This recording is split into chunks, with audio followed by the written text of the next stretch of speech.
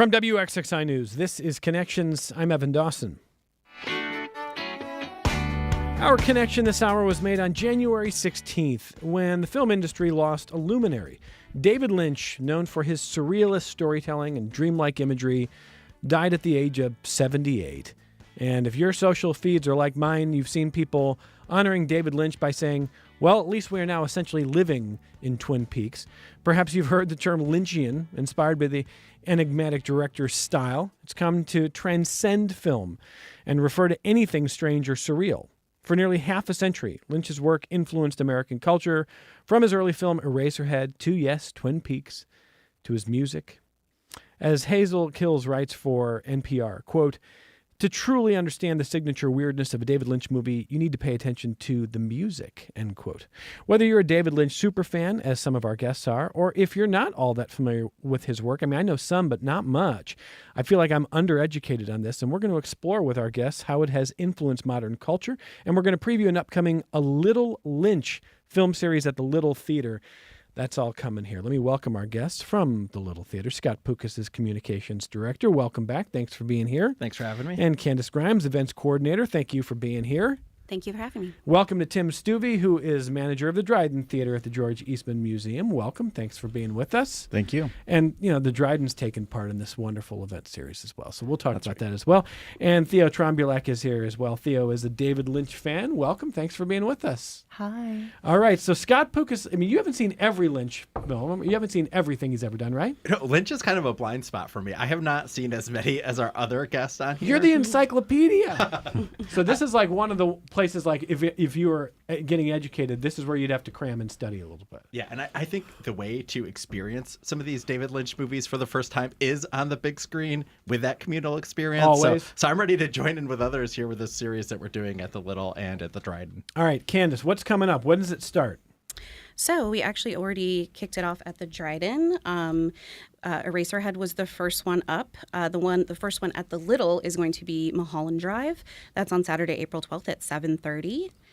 And I would say that's another pillar of Lynch's work. So going down the list here, Saturday, April 19th at the Little, the short films of David Lynch. Wednesday, April 30th at the Dryden, Wild at Heart. Friday, June 13th at the Dryden, Lost Highway, and Wednesday, July 16th at the Little, The Straight Story.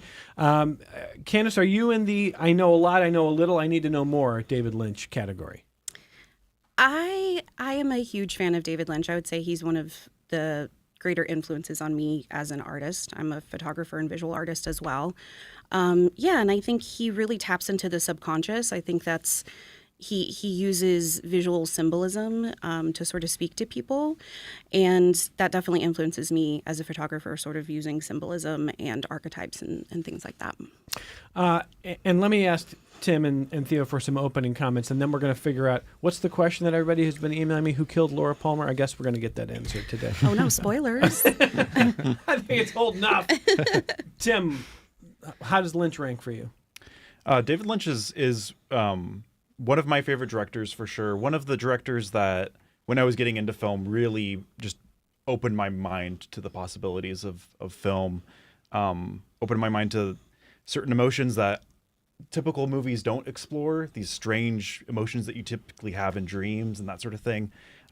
Just really opened up the whole kind of world of surrealist film to me, and is definitely an obsession I've had for quite a while. And what about you, Theo? I love how much of David Lynch brought of himself into this world, into this realm.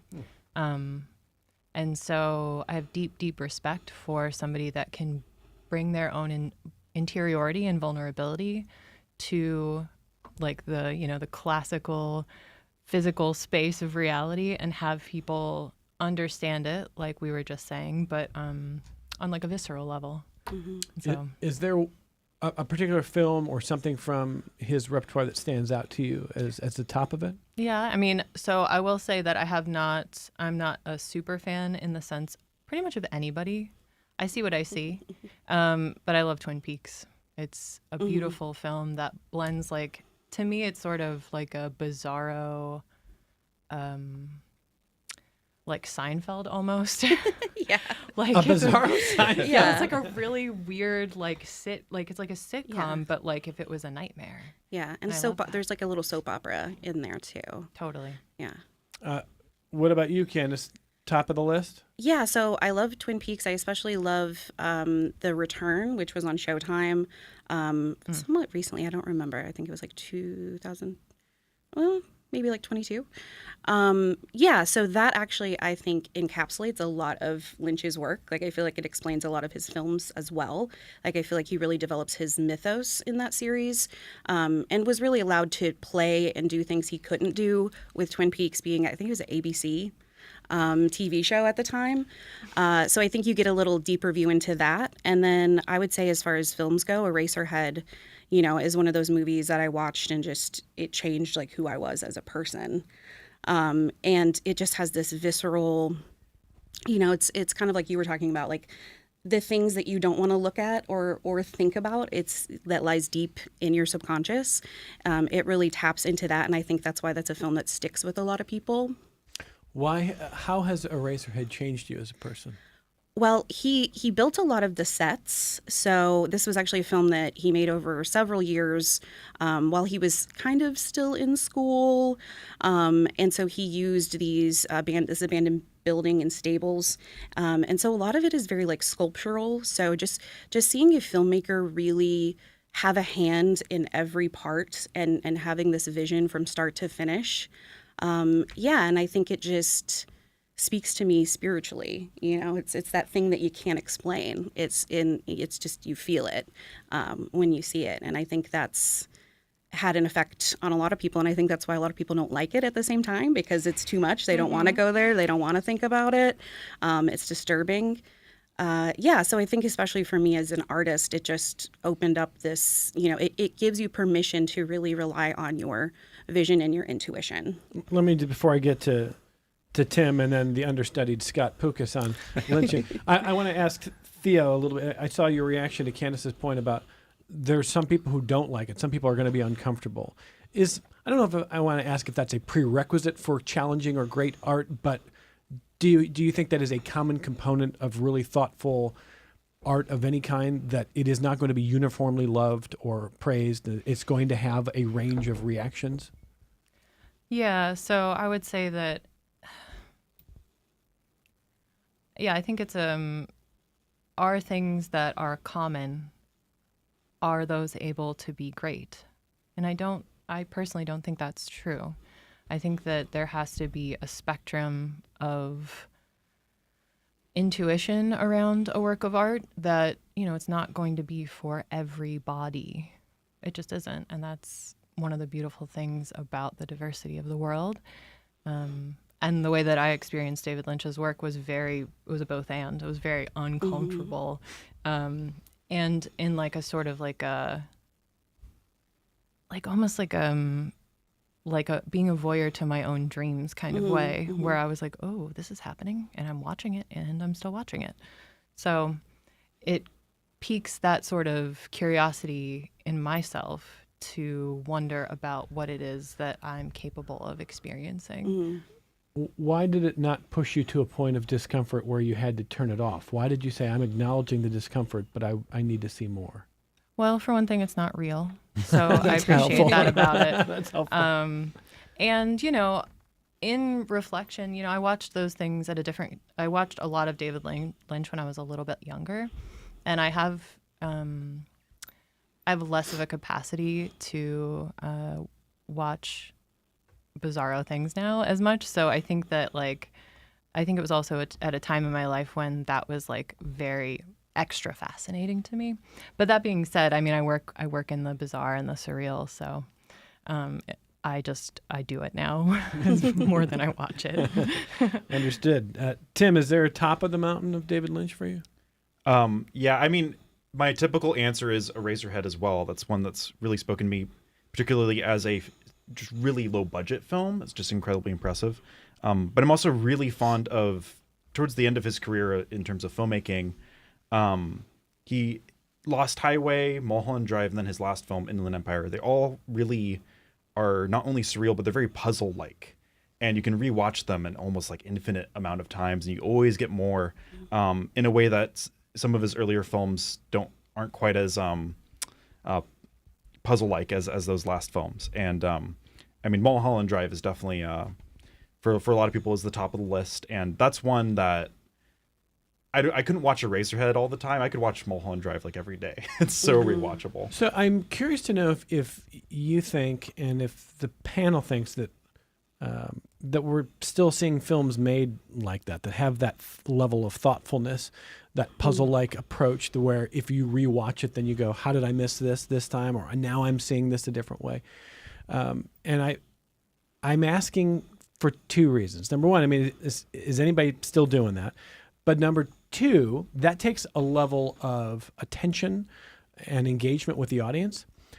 And I had this depressing interaction this past weekend with some 13-year-olds at my son's birthday party. I was like, I was like that typical dad who's like, let's not break anything. So maybe, how about I put a movie on? And one of the kids said, people our age don't watch movies anymore. That takes forever. That's like a thing your people your age do. And I was like, oh my gosh, that can't. First of all, I can't believe that's fully true. But I was very worried about that. But then I thought, how much thoughtful filmmaking are we going to have if we are training people to just scroll their phones all the time? Or if you're on YouTube, there's always another video to go to.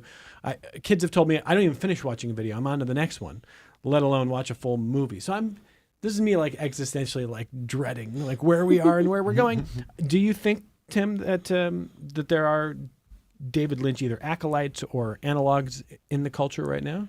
Oh, definitely. I think David Lynch, in terms of being an inspiring filmmaker for young people, I would say a few years ago that kind of like, I feel like Quentin Tarantino was like the stereotypical everybody in film school loves Quentin Tarantino. I kind of feel like David Lynch is that now. I mean, he's very almost universally loved, and is perhaps maybe less prickly for people than Tarantino it might be nowadays.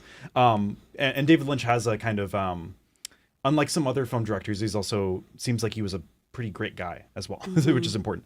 But yeah, I think a lot of this like new generation of filmmakers, the A24 film distribution company, a lot of stuff that they distribute, and production company, Ari Aster's films, Robert Eggers, a lot of these big directors, indie directors are, David Lynch would definitely be one of the main influences on them, I would say. Okay. Can I ask the rest of the panel about that? I mean, I heard Jonathan Haidt, the psychologist who's written about the way kids are affected by digital media.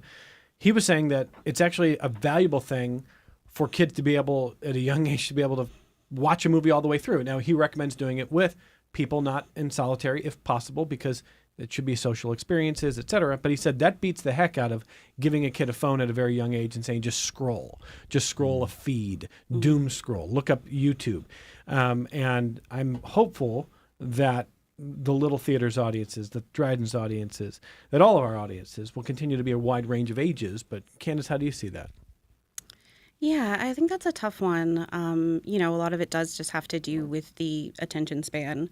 I think that's one of the goals at the Little, is we love seeing people come and bring their kids, especially kind of their preteens, teenagers, and kind of expose them. A lot of times the parents saying like, oh, I really loved this movie when I was your age. And so, I want you to come and experience it and kind of get your take on it. And then it kind of starts that conversation. But I think left to their own devices, I'm not sure, if they would seek it out. I think David Lynch had a huge influence on me when I was around that age. I saw Blue Velvet probably at too young of an age. And again, it just kind of like opened up this whole new world for me. And so I would hope that, young adults and teenagers now would hopefully have that experience. And maybe it is with some of the films that you mentioned, or filmmakers, Eggers and Ari Aster. I do think they're doing similarly thoughtful sort of horror, but more psychological horror. But I think it's a tough one, especially with the subject matter.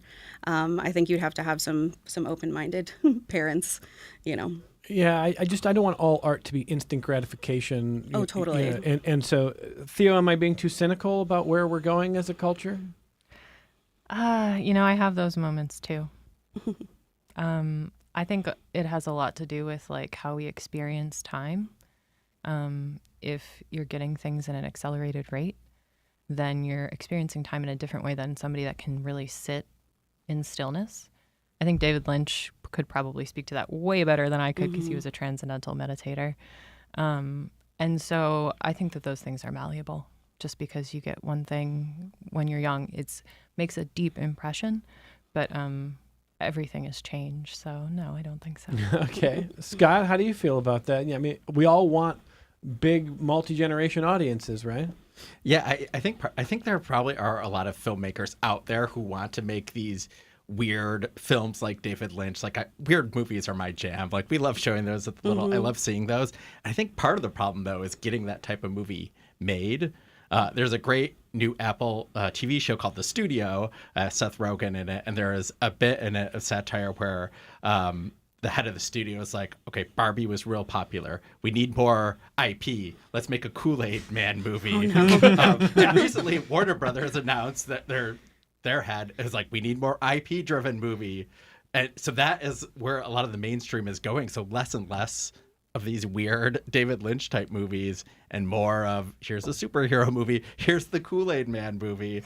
So I think those filmmakers are out there ready to make these influential, innovative movies, but the challenge is to get them made. And that's why it helps to have people go to the Little and try and support art house movies and show these studios that, yes, these movies are what people want to see. Yeah, I think that's really well said. It's also why we got decades of Marvel movies that started to look all the same. All right, I haven't seen a ton of them, I'm assuming. Now, I shouldn't talk about movies I haven't seen. I get that. But, I mean, it's easy, right? Like, it's a franchise. It's something that's simple. It doesn't challenge you as much. And I'm not denigrating. If you love Marvel movies, listeners, that's great. No problem. But I love the full palette. And I think Scott's points about what gets made, what gets funded, what gets greenlit, what do people who have the power and the money to fund this stuff think that the public wants. So, by the way, do you have, I mean, you have that thinner David Lynch knowledge. Is there something that pops to mind for you? Yeah, I really like Mulholland Drive. That was the first one I watched, and I was a teen. I was pretty young, and I was into movies with plot twist. And someone's like, "Oh, well, Mulholland Drive has a great plot twist, and that's a good." And I was like, "Oh, wait, no." And that's not the type of movie it is. But it really You say plot twist. Yeah, I was very confused when I first watched it. So I watched it again later, knowing what it was, and it's real like dreamlike and surreal, like a lot of Lynch's other works. And I just really enjoyed it. I like that type of movie that doesn't walk you through the plot. Like it goes in a bunch of different directions. And I've never watched it on the big screen, so I'm excited. Again, that's April 12th. That's the first one we have at the Little for this series. And I think, again, I mentioned this earlier, but watching that with an audience of both Lynch fans and people watching it for the first time, I think is really an experience that you can't duplicate just watching these at home. So I'm excited to see that again. Brian writes to say, I still don't know who killed Laura Palmer. Who is Laura Palmer? So again, I was too nervous to watch Twin Peaks. This is Twin Peaks, right? Yes. That's where we are here. So that was a big thing, I guess, on the show. Who killed Laura Palmer? Absolutely, that's the crux of the show. Okay. Thread. Yeah, that's the thread. That's the starting action. An FBI agent is sent to investigate the murder of Laura Palmer in this small town, Twin Peaks. Okay. And he encounters all these characters and subplots and storylines, and And this was an ABC show you mentioned, I think, Candace, right? Yes, I believe so. I find that really interesting because this is back, 90s, I think, right? 90s? Yeah. That ABC could have someone with that repertoire that Lynch had and make it work within what network broadcast television was in the 90s. So there probably were things some limitations. Oh yeah. But the fans of Twin Peaks didn't complain about that. I mean, he created something pretty amazing with those constraints. Yeah, I will say season 2, you see a lot of that.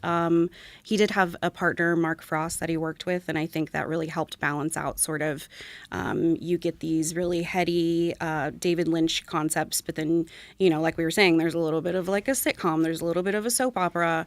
So I think in season 1, he definitely has a stronger hand in sort of shaping his vision. And then I think in season 2, they really pushed him to say who Laura Palmer's killer is. You get the network heads, like the people in Lost, like, you got to explain that smoke monster. Yes, yeah. And so I think he kind of loosened the reins a little bit, and other people sort of stepped in. And towards the end, it wasn't the best. But that's why I think The Return is a great redemption for him in that sense, where they really just let him do whatever he wanted. I mean, you do learn who killed Laura Palmer at the end of Twin Peaks. You do. Sort of. Yeah. I mean, yes, you do, but... Yeah. But ... Now I want to watch the whole series because Theo said, you do. Yeah. It's not the most satisfying, but I think when you follow it through with his other works and when you see The Return, you kind of get what he wanted to do. Because, I mean, we've talked Lost on this. Did you watch Twin Peaks all the way through? No, I watched a couple episodes. When I was working at News 8, I would get home late at night and I would put it on TV and try to watch some of it. But I didn't fully stick with it as I was kind of in a tired state of mind. But it seems like a precursor to this idea that you've got this fan interest in the different, the weird, the funky, the twisty, and then the network suits obsess over people like me, the not very sophisticated viewers who are like, I just want to know what the Dharma Initiative is, as opposed to like not realizing that what I really cared about was great storytelling. I cared about really thoughtful, interesting storytelling, pushing my limits, creating characters I cared about that had depth, that were not one-dimensional. And so over time, I've softened a little on Lost, but it sounds like Twin Peaks is in that category where people were like, well, you better tell them who killed Laura Palmer. I mean, it's like, is that what made it great? Is that what made it great? I'm wondering who was behind this mystery, or was it everything else that was associated with it? Yeah, David Lynch himself actually referred to the mystery of Laura Palmer as like the golden goose of the show, and why would you want to kill the thing that is fueling the show, which is a great anecdote. But yeah, I mean, Twin Peaks was kind of revolutionary in that it was a crime procedural show where you don't find out who the killer is in the original episode. And when they actually filmed the pilot, they forced them to film 2 versions, one where they show the killer and one where they don't reveal it. And they ended up playing the one where they don't reveal it. You can find the other one if you want, but smart call, by the way, huh? Yes, very smart. And if they wouldn't have forced him to reveal it, it would have been a much more interesting season 2. But there's also Fire Walk With Me, which is the movie that's in between the second and third season, which the third season was in 2018, so it's 25 years later. But and that movie is also about the murder, and it kind of explains it in a satisfying way. I would say. It fills in some gaps for yes, sure. Yeah. Well, let me read a little bit of feedback from David Lynch admirers. Sarah Abamonte, who is one of our colleagues here at WXXI, sends me this. She says, for me, there are 2 primary things that stick out about Lynch's work. First is that most of it appears completely unbound, and Lynch's openness to different ways of thinking and experiencing the world is what leads to some of the greatest moments in his work. But there are constraints or guardrails to his worlds. By using the surreal and the absurd, he implores us to look beneath the surface, to imagine different ways of being, of communicating, and of being in relationship with others. Lynch rightly confronts us, and I'm thinking particularly of the opening to Blue Velvet here, with the rot that often underlies our mythos. It is only through interrogating ourselves, our beliefs, our bodies, our language, that we can begin to deconstruct these illusions of self and, by extension, society. But can we ever really trust what we perceive as real? Who is more real, Henry Spencer or the lady in the radiator? Who is the real Betty? Who actually killed Laura Palmer? All straightforward questions without straightforward answers. Secondly, any Lynch work is a masterclass on immersive filmmaking. This is not just a plug for seeing the upcoming A Little Lynch films. Exploring Lynch's work, which for me started with the original Twin Peaks TV series with that fantastic score by Angelo Badalamenti and Lynch's own sound design, is what introduced me to the power of sound to drive story, to evoke emotions and atmospheres, and to encode details for the audience that are beyond mere dialogue. A Lynch work is a full sensory experience. Watch the roadhouse sweeping scene from Twin Peaks, The Return. It's absolutely brilliant, and I'm sure we'll still be debating its meaning and context for years to come. And I think that that's one of the biggest gifts that Lynch gave us, the compulsion to peel back the layers, to suspend our filters, to always look or listen closer. Who is the dreamer? That's from Sarah Abamonte. Why isn't she on here right now? It's amazing. I don't know. That's pretty good. That was incredible. I was going to say the exact same thing. Yeah, It took the yeah. words out of my Yeah. mouth. Yeah. We're gonna see if she can come down. You're disinvited. Yeah, You, absolutely. no, that's Sarah. Kudos. I mean, that's I think a really beautiful tribute to an artist that she really admires. Anything, Candace? Anything stand out about that particular critique that you think hits the mark for you? Yeah, I think, a lot of his work does kind of deal with the underbelly, like especially in Blue Velvet, which she mentioned. It's kind of the dark side of suburbia, or there's the surface and then there's what's underneath that we don't want to look at, and so much of his work really does focus on that, and I think it was so well said there. Surburbia's got a dark side.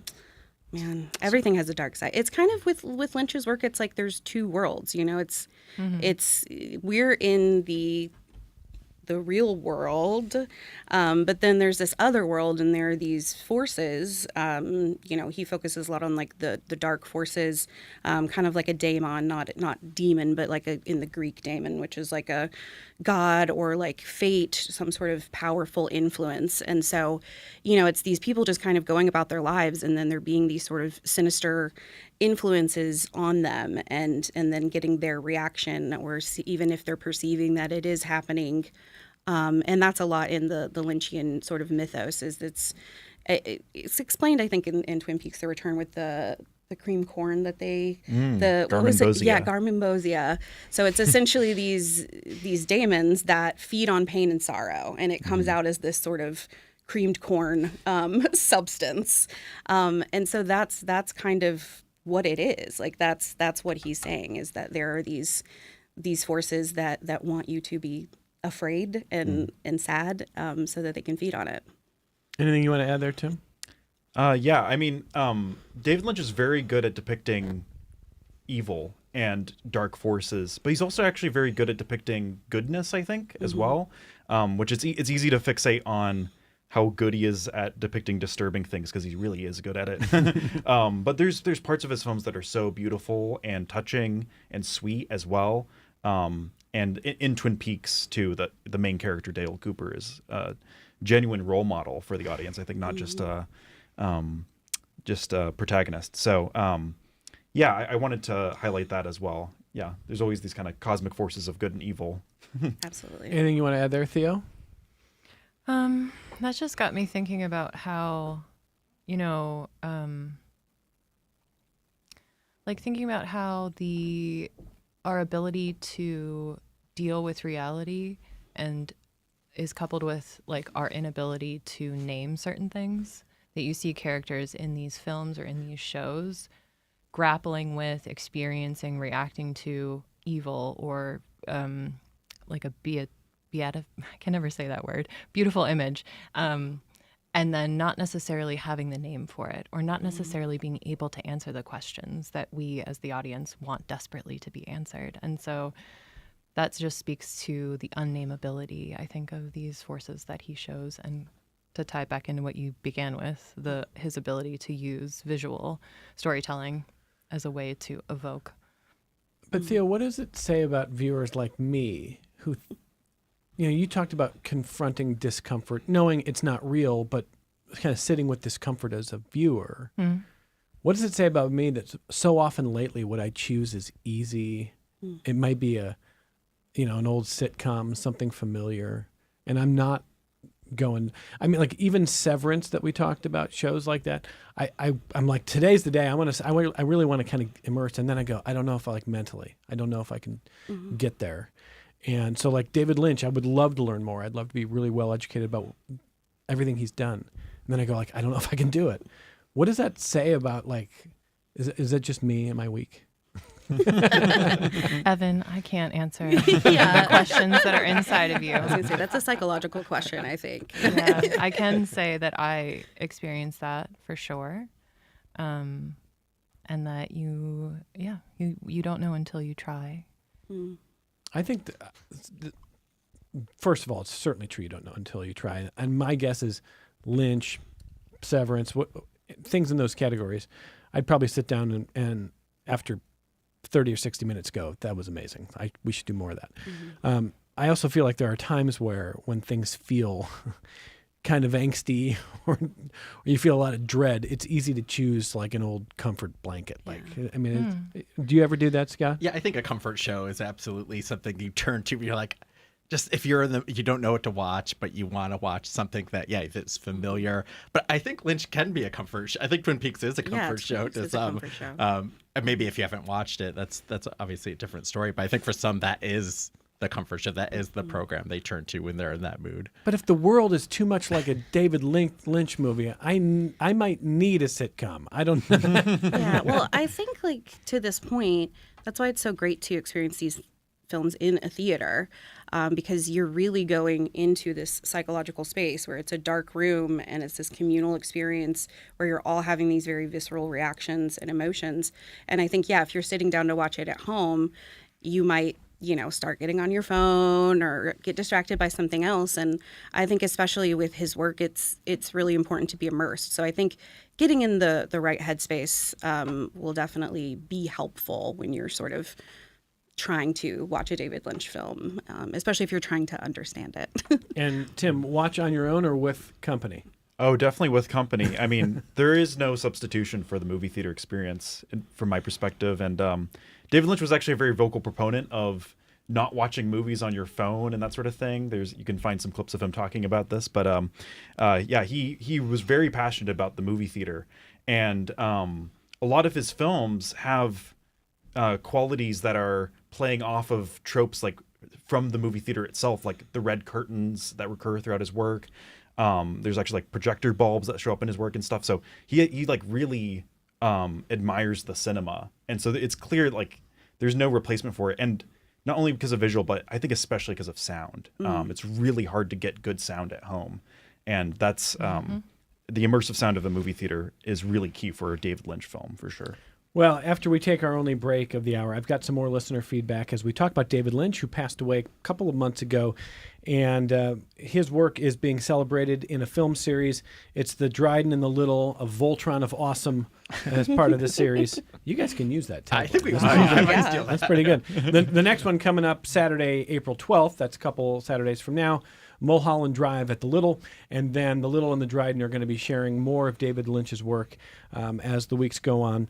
They're calling it a Little Lynch over at the Little. I like that, but we'll have a link if you want to take a look at the calendar coming up for that. We got a couple clips to share with you after this break as well, if you want to hear a little bit more of Lynch and the Lynch effect, and we'll share more of your feedback on the other side of this break.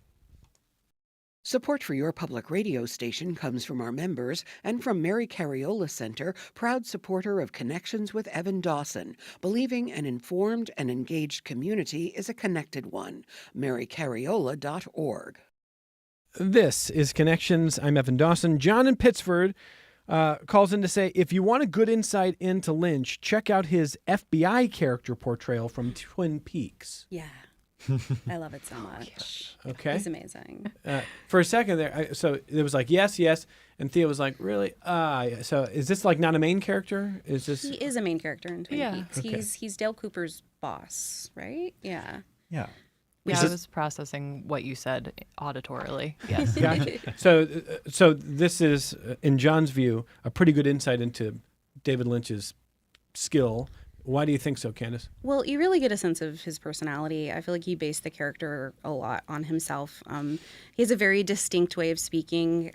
He's a great sort of comedic pause, I think, anytime that character's on screen, which is interesting because a lot of times he's talking about murder and crime and things like that. But yeah, you get to see him interact with Kyle MacLachlan that plays Dale Cooper, and they work really well off one another. But yeah, I think it's, kind of our first time seeing him on screen, and you just can't help but love him, Okay. Go ahead, Tim. Yeah, I think so. The character Gordon Cole in Twin Peaks, who becomes increasingly important as you watch the show.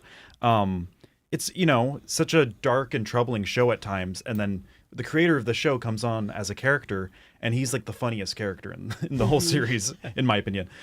He's just like incredibly funny. He's not just comedic relief, but yeah, just everything about him. He wears hearing aids and stuff. He can't hear very well, and so he's constantly shouting at people, and it's really very funny. We haven't really talked about humor as part of the Lynch playbook. There's humor there, Theo? Of course. I mean, like, I love the idea that because Scott and I, who are not as deep into David Lynch, I have this idea that it's always a grind. Like, it's like every episode is just a grind. But no. Okay. He does have Definitely a great humorous cameo role in Steven Spielberg's most recent movie, The Fabelmans. So he shows up at the end in a cameo role, and it is like the art house version of Avengers or a superhero movie where someone big shows up on screen and everyone cheers and applauds. Yeah. That was our screening at the Little of the Fabelmans when David Lynch comes in and appears at the end and kind of steals a few scenes like right at the very, very end of that movie that's like the art house version of, I guess, Avengers or Spider-Man, where everyone just goes crazy with applause. Well, here's our colleague Mona Segatola-Salami down the hall at Classical 91.5, a David Lynch fan who wanted to send the following. She said, sure, there's surrealism, a specific sort of American surrealism, and he's created some of the darkest, weirdest images that live in my brain. But there's also such a goodness and a wholesomeness and belief in the beautiful and the good, along with a love or worship of classical Hollywood that is expressed so richly. And in his films that, as I say, he has included some of the creepiest images, but he has, both in his works and in his comments, put forward some of the things that are the most encouraging and life-affirming. He also has great taste of music, and it makes amazing use of sound. Especially, you can hear that Racerhead in Twin Peaks: The Return. So that's Mona, kind of the different sides. The dark and the wholesomeness is an interesting word there. I think we should talk about coffee and pie because we haven't mentioned that, and they're very important to Twin Peaks. And I think that kind of gets to that where it's like Dale Cooper just purely enjoys a good cup of coffee and a slice of pie. So even though there's all this happening, he's investigating this murder, all these characters, he can go to the diner and have a good cup of coffee and a slice of pie. So I just think it's a message about sort of like taking those moments where you can, and fully enjoying the things that you enjoy. Do you know how committed you have to be both as the creator and then in the audience to even realize that he's telling you more than just there's a cup of coffee and a piece of pie? There's a consistent message. I just love that. And Mona Segatola-Salami is someone else I could just listen to talk about anything. So Yeah, she's amazing. we love you, Mona. That's great stuff there. We've got a couple of clips to share with you that our guests have helped pick out. The first is from Lost Highway. And we're going to listen to this scene. Now, again, this is not a film I've seen, but Fred Madison, jazz saxophonist, shares an affectionate relationship with his wife, Renee, but his life changes when he receives a threatening message from a mysterious man. And this is a clip from a party in the film featuring Fred and that man. We've met before, haven't we? I don't think so. Where was it you think we met? At your house, don't you remember? No, I don't. Are you sure? Of course. As a matter of fact, I'm there right now.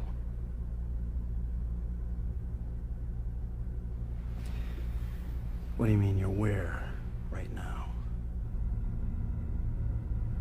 At your house.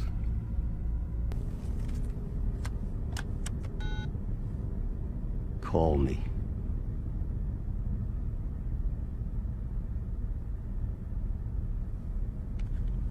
Dial your number.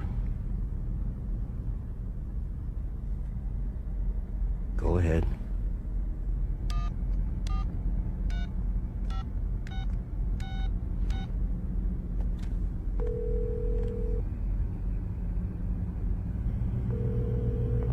I told you I was here. How'd you do that? Whoa. It gives me chills just listening to it. Same. The sound mixing is incredible. Yeah. Impending sense of doom. Yeah.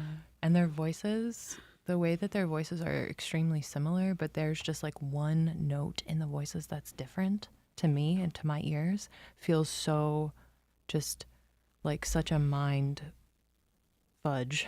Nice. That's a really interesting observation. Yeah, that's well, let me just zoom out a little bit, though, for those who haven't seen Lost Highway. You want to tell us a little bit more about that? Sure, yeah. So in this scene, this character has gone to this party with his wife. He steps away from his wife for a moment and gets a drink. And you can hear the sounds of the party. There's music. And then this man comes up. I don't believe there's a visual. So just to visualize it, the man has a very pale face. It doesn't look natural. And as soon as he walks up, the music and the sound of the party just like cuts out of the film. And he obviously kind of does this very creepy thing to this man. This is the first time we've met this character. And then that happens.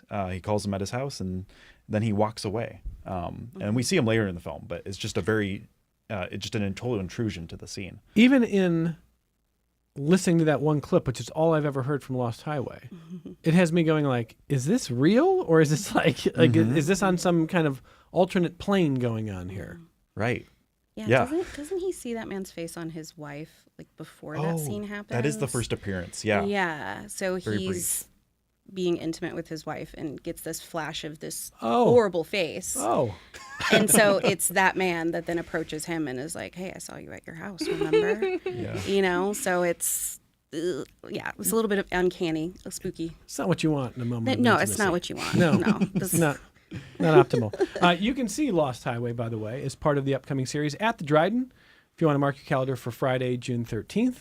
Again, see it in a theater, right, Tim? I mean, like, Yes, definitely. Come on. And on film as well, on 35 millimeter film from our archives. And this series is going to wrap in July 16th, with The Straight Story. I had never heard of this one. We got a clip from The Straight Story. He did a G-rated film for Disney. A G-rated Disney movie, yes. A David Lynch G-rated film for Disney. Came out in 1999 too. Best movie year ever. So is that right? Yeah. Is that like what people in film say 99 was the best ever? Yeah. Well, there's a book about it, how 1999 is the best year. I agree with that, so I always tell everyone. Candace is rolling her eyes a little as I talk about it. It's the best year in film. It might have just been the best year for the world. It's like downhill from there. Probably. Yeah, 99 was great. The best is yet to come. Okay, so here's a little bit of background here. A G-rated film here for Disney about a retired farmer and a widower in his 70s. His name's Alvin Strait. He learns one day that his distant brother Lyle has suffered a stroke and may not recover. So Alvin wants to make things right with his brother. He doesn't have a car, doesn't have a way to get from Iowa to Wisconsin, so he has an idea. He's going to ride his trusty old lawnmower there, and this is a clip from the beginning of that journey. Alvin! What are you setting out to do here? Alvin, you're gonna get blown right off the road. That's what I'm afraid.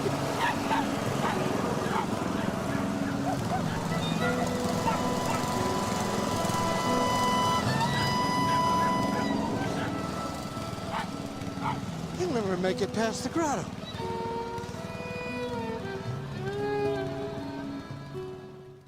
Straight Story. I mean, Scott, have you seen this? I haven't seen this one, but we were talking about before the show that we want to encourage someone to ride a lawnmower from the Dryden to the Little to come watch this. As promotion. Yeah. Has anybody in the room seen this one? I have, yeah, a few times. And? It's great. It's great. As we were talking about the wholesomeness, the goodness, this is that part of David Lynch without any of the darkness or, There's nothing like surrealist or Lynchian? No. It as it says, it's a straight story. There's some parts that might feel a little bit Lynchian, but not in terms of surrealism or nightmares or anything like that. Yeah. I think the road is a symbol in Lynch's work. So I think that's a little bit of a connection. If you think about, just Lost Highway and Wild at Heart. And, yes. But yeah, I haven't actually seen Straight Story though. Oh, wow. I just got the thought that like if his whole work, if you symbolize it as like pieces of a road, that's like the part of the road, right? Like nothing bad happens on this part of the road. You don't go to the fork. You're staying straight. Yep. Yeah, that's right. You guys are amazing.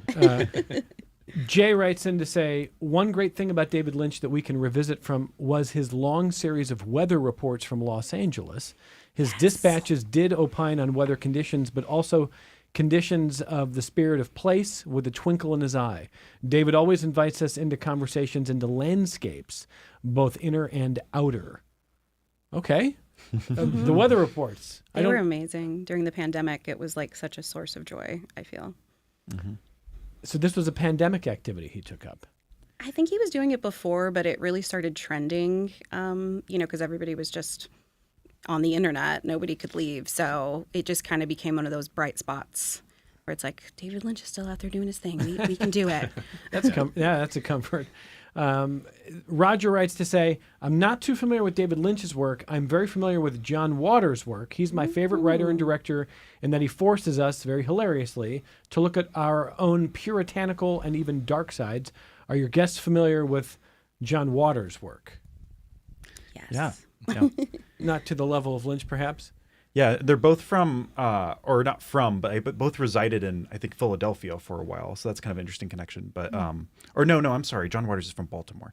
But there's some visual similarities in terms of dilapidated industrial landscapes that they use. John Waters is much more comedic and much more cynical, I would say, too. But he's so charming. So, well, as we get ready to wrap here, I want to let our guests talk a little bit more about why if they want to try to convince you, or if they think that you would benefit from bringing some David Lynch into your world, if you haven't already.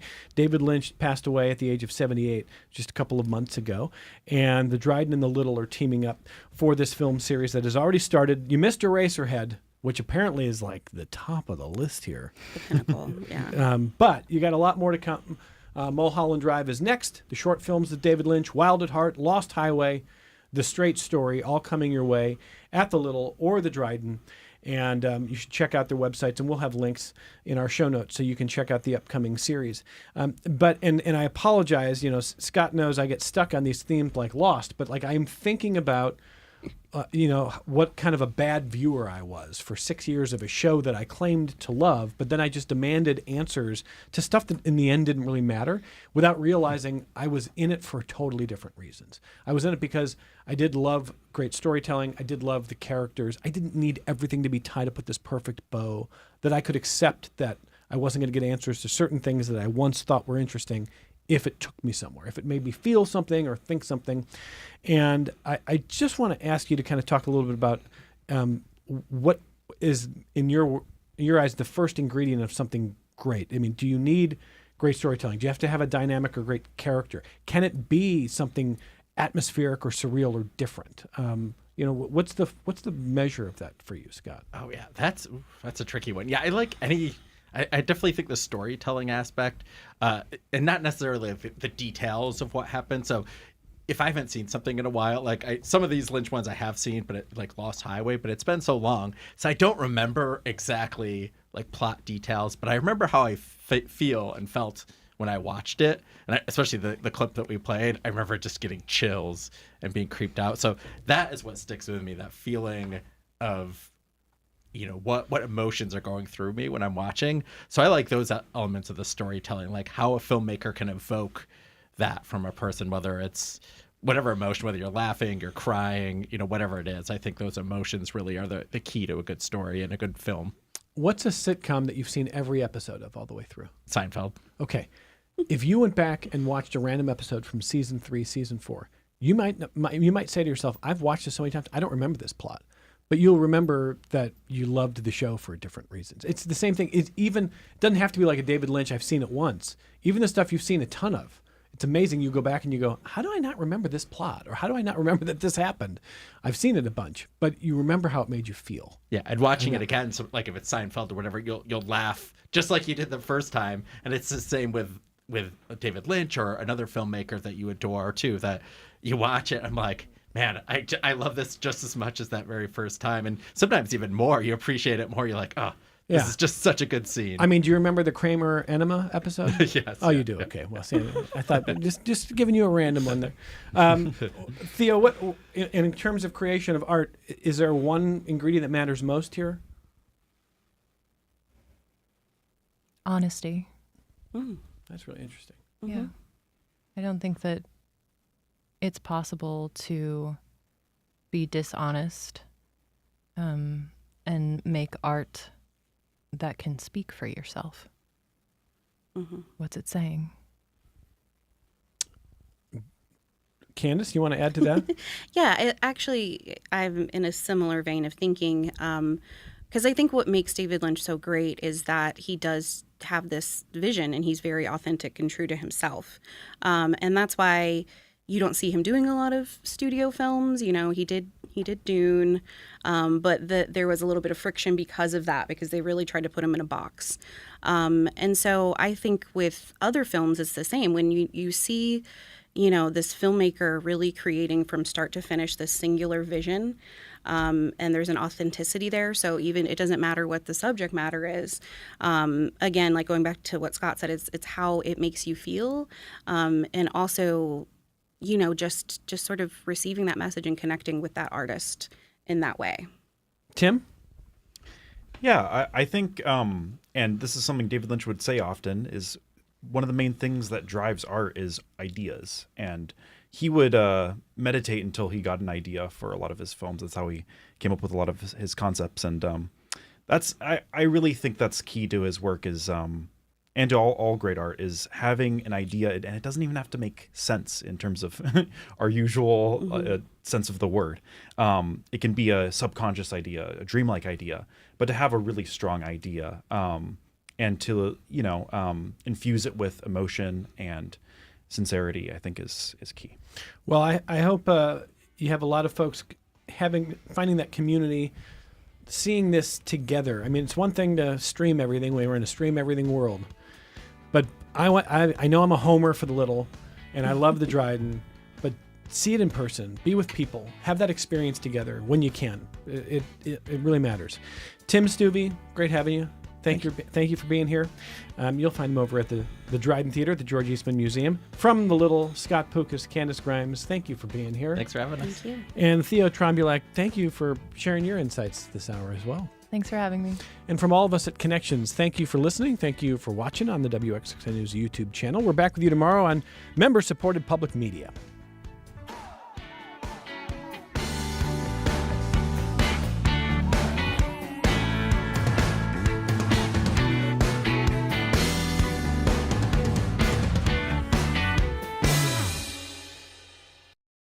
This program is a production of WXXI Public Radio.